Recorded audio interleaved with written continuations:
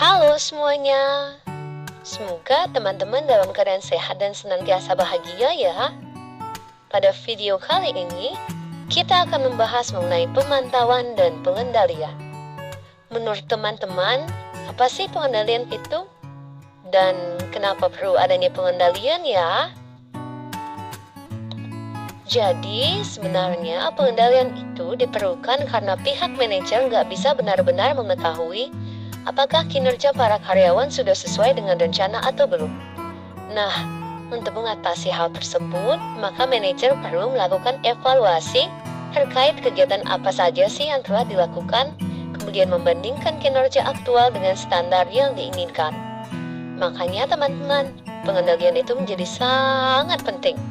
Fungsi dari pengendalian sendiri dapat dilihat dari 3 area spesifik loh teman-teman, antara lain perencanaan, pemberdayaan karyawan, serta perlindungan tempat kerja. Kita masuk ke area pengendalian pertama ya teman-teman, yaitu perencanaan. Lalu bagaimana hubungan perencanaan dan pengendalian? Jadi, perencanaan itu merupakan kegiatan menetapkan sasaran dan tujuan organisasi atau perusahaan. Sedangkan pengendalian itu memastikan pencapaiannya. Tanpa adanya perencanaan, maka kegiatan pengendalian menjadi tidak berdasar. Sedangkan tanpa pengendalian, maka kegiatan perencanaan menjadi kegiatan yang tidak berarti.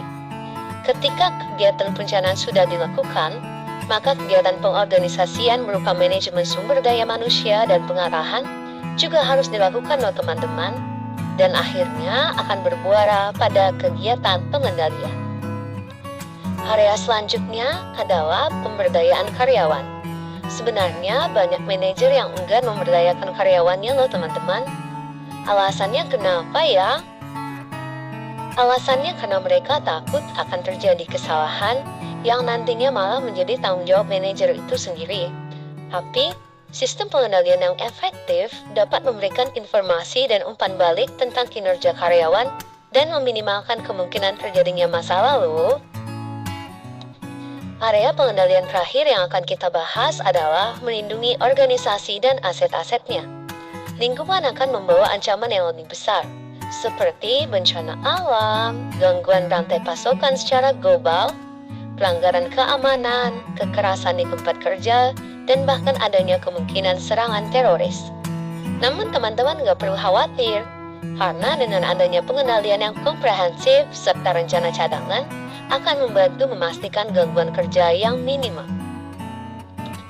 Selanjutnya kita akan bahas mengenai proses pengendalian. Proses pengendalian diawali dengan mengukur kinerja aktual, kemudian membandingkan kinerja aktual dengan standar, lalu diakhiri dengan mengambil tindakan manajerial.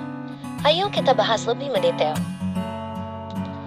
Langkah pertama, proses pengendalian adalah mengukur kinerja aktual.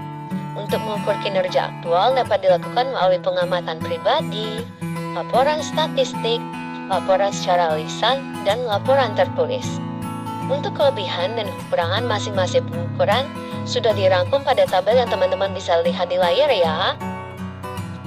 Langkah selanjutnya dalam proses pengendalian adalah membandingkan kinerja aktual dengan standar. Pada tabel yang ditampilkan di layar, teman-teman dapat melihat adanya perbandingan kinerja standar dan aktual. Adapun selisih dari kinerja standar dan aktual dapat kita lihat pada kolom paling kanan, yaitu kolom over atau under. Langkah terakhir dalam proses pengendalian adalah mengambil tindakan manajerial. Tindakan manajerial sendiri dapat dibedakan menjadi 2, yaitu memperbaiki atau korektif kinerja aktual atau merevisi standar jika memungkinkan. Tindakan korektif kinerja aktual sendiri dapat dibedakan menjadi tindakan korektif segera dan tindakan korektif dasar. Tindakan korektif segera adalah tindakan yang memperbaiki masalah sekaligus mengembalikan kinerja ke jalur yang tepat. Tindakan korektif dasar adalah tindakan yang melihat bagaimana dan mengapa kinerja menyimpang sebelum mengoreksi ke sumber penyimpangan. Nah, selanjutnya, teman-teman dapat melihat alur bagaimana keputusan manajerial dalam proses pengendalian pada bagian berikut. Pengendalian untuk kinerja organisasi dan karyawan.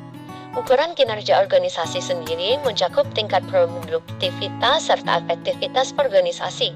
Sedangkan pengukuran kinerja karyawan dapat dilihat dari tindakan disiplinar dan tindakan disiplinar progresif.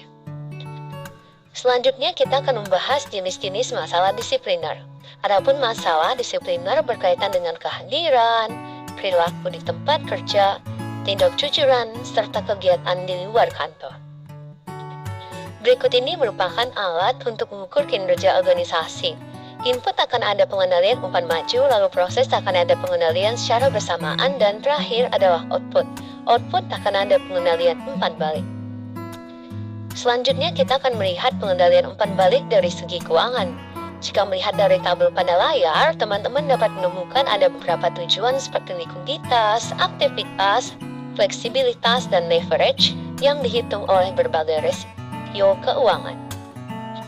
Terakhir, kita mau melihat pengendalian umpan balik yang mencakup pengendalian informasi dengan menggunakan manajemen sistem informasi, kartu skor yang berimbang yang digunakan sebagai alat untuk mengukur kinerja, dan tolak ukur untuk melihat praktik terbaik yang dilakukan baik oleh kompetitor maupun non-kompetitor. Sekian materi kita terkait bentuk pemantauan dan pengendalian. Semoga bermanfaat dan menambah wawasan serta pemahaman teman-teman semua ya. Sampai berjumpa di video selanjutnya. Terima kasih.